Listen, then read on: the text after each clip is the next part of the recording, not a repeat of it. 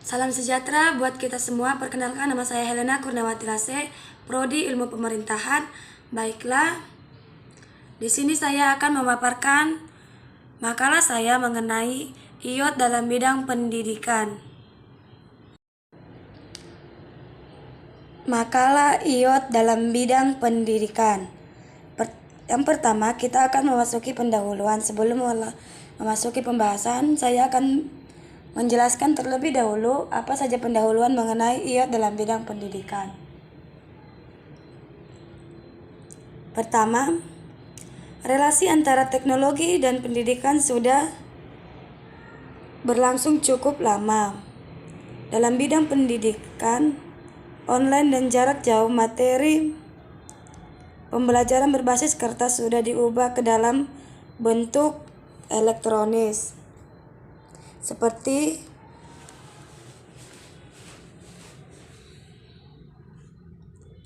format HTML dan PDF untuk kemudian disajikan secara online sejak beberapa tahun belakangan.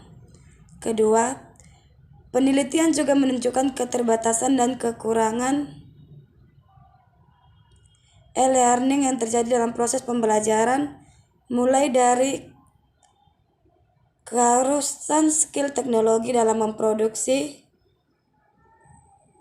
dan mengakses materi pembelajaran, kebingungan dan frustasi dalam penggunaan teknologi, biaya teknologi yang masih tinggi, serta beberapa kelemahan yang dirasakan dalam pembelajaran model asynchronous e-learning. Tulisan ini berupaya mengeksplorasi potensi pemanfaatan teknologi Internet of Things dalam mendukung penyelenggaraan dunia pendidikan dan pelatihan di masa mendatang. Untuk melakukan hal tersebut, penulis melakukan studi pustaka terhadap berbagai literatur, baik tentang e-learning online, learning internet-based learning, maupun Internet of Things itu sendiri. Baiklah, kita akan memasuki rumusan masalah dan juga tujuan dan manfaat. Pertama, rumusan masalahnya yaitu pertama, apa saja potensi Internet of Things yang dapat diaplikasikan untuk mendukung proses pembelajaran dan pendidikan yang lebih efisien dan efektif. Yang kedua, bagaimana metode pemanfaatan Internet of Things dalam sebuah sistem pembelajaran dan pendidikan. Tujuan dan manfaat Internet of Things yaitu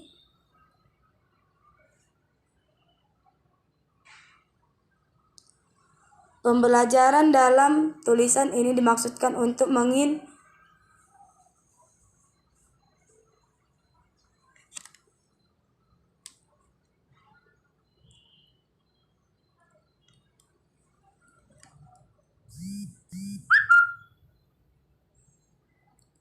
mengidentifikasi potensi-potensi yang dimiliki oleh teknologi Internet of Things, khususnya yang berkaitan dengan pemanfaatan teknologi dalam pendidikan.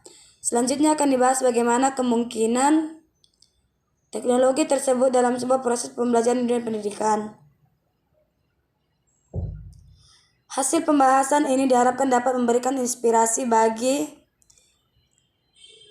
pengkaji dan pelaku dunia pendidikan maupun perekayasa dalam bidang teknologi dalam mendesain dan mengembangkan sebuah teknologi pendidikan baru yang lebih efektif dan efisien dari apa yang sudah ada selama ini. Baiklah, kita akan memasuki bab 2, yaitu pembahasan mengenai konsep dan gagasan Internet of Things.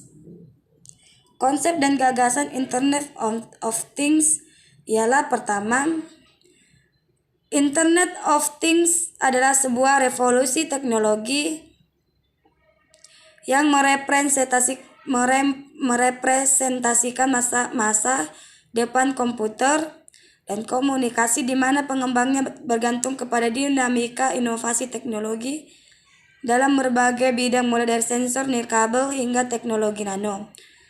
Yang kedua, dengan potensi keuntungan dan kelebihan yang akan diberikan oleh Internet of Things ini, terbukalah kesempatan seluas-luasnya bagi negara-negara yang sedang berkembang untuk meningkatkan kualitas hidup masyarakatnya. Berbagai aplikasi yang sedang dikembangkan seperti teknologi nanofilter, nanomembrane, dan nanosensor di Bangladesh untuk memproduksi air minum berkualitas. Teknologi nano untuk melakukan diagnosa penyakit tertentu. Pemanfaatan teknologi viral sensor untuk memonitor bencana alam, meningkatkan kualitas evakuasi korban, dan sebagainya. Kemudian, pemanfaatan teknologi dalam bidang pendidikan.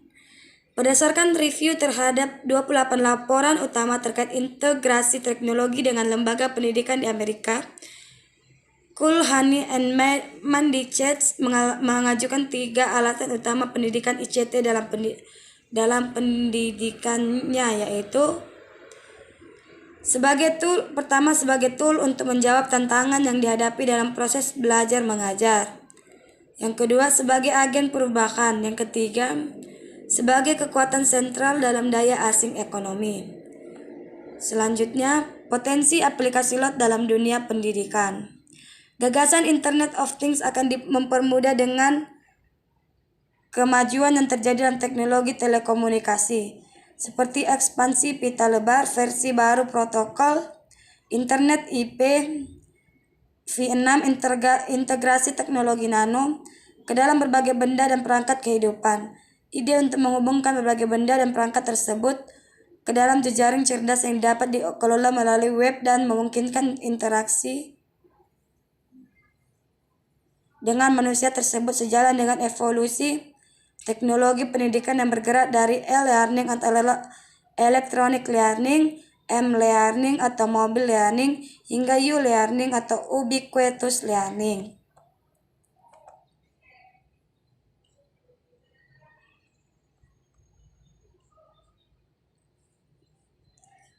Selanjutnya, implementasi IoT dalam bidang pembelajaran pendidikan. Yang pertama, dengan potensi dan kemampuan tersebut, konsep dan gagasan Internet of Things sudah mulai diterapkan dalam dunia pendidikan. Salah satu di antaranya adalah mengintegrasikan pembelajaran bahasa Inggris secara interaktif dengan sensor suara dan visual untuk menangkap kemampuan pronunciation dari siswa. Yang kedua, menurut Wang, Internet memiliki karakteristik mampu memotivasi dan menyenangkan pengajar serta memungkinkan mereka mengajar siswa sesuai dengan bakat masing-masing. Gonzales pernah mengusulkan arsitektur dasar untuk memperkenalkan Internet objek dalam ruang pembelajaran. Infrastruktur ini menggunakan teknologi NVC atau Near File Communication untuk mengaktifkan mobilitas dan interaksi dengan benda fisik.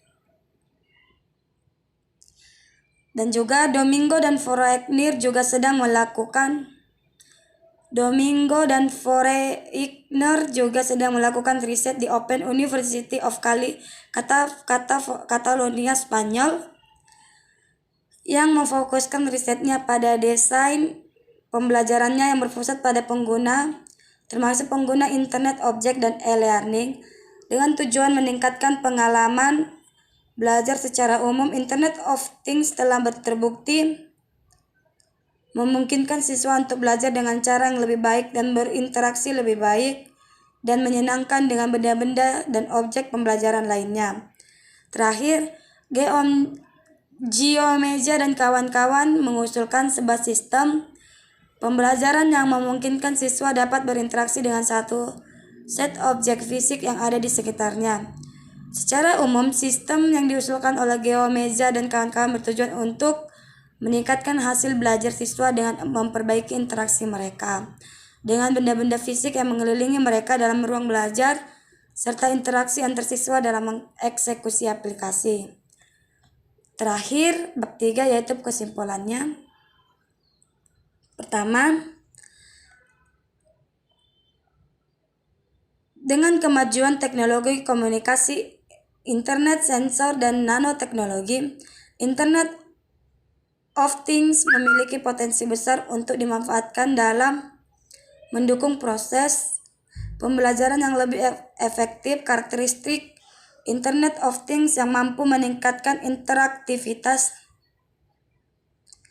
dan respon cerdas antar objek merupakan model yang cukup untuk memberikan kontribusi terhadap proses belajar mengajar, terutama dalam meningkatkan interaktivitas antara peserta belajar dengan objek belajar, antara sesama peserta belajar maupun antar objek belajar. Kedua, penelitian yang dilakukan oleh Geomeja et al. Berhasil menunjukkan bahwa penggunaan internet objek dalam sebuah proses pembelajaran mampu memberikan peningkatan hasil belajar yang cukup berarti. Terakhir, penelitian lebih lanjut sangat berpeluang dilakukan terutama dalam mengoptimalkan pembelajaran melalui simulasi virtual mobile maupun gamification dengan bantuan Internet of Things. Begitulah pemaparan materi makalah saya mengenai IoT dalam bidang pendidikan. Sekian dan terima kasih. Baiklah, saya sudah memaparkan isi dari makalah saya mengenai IoT dalam bidang pendidikan. Jika ada kesalahan dalam penyampaian isi makalah, saya meminta maaf yang sebesar-besarnya. Sekian dan terima kasih. Salam dari saya, Helena Kurniawati Lase.